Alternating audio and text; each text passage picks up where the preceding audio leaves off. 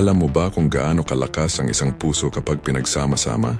Isipin mo, magkakaibang tao, iba-iba ang paniniwala, pero iisa ang hangarin, ang magbigay ng pag-asa, tulungan ang nangangailangan, at magdasal para sa kapayapaan.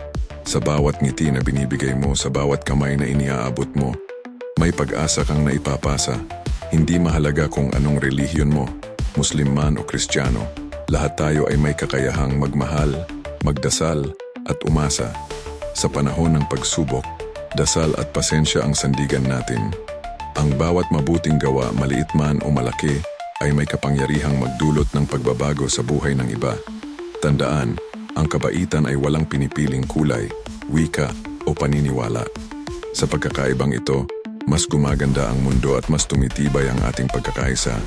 Kaya, huwag mawala ng pag-asa. Patuloy kang magdasal, magmahal, at tumulong sa abot ng iyong makakaya. Dahil kapag sama-sama tayong kumikilos, mas malakas tayo at mas malayo ang mararating. Spread kindness. We are unified by faith.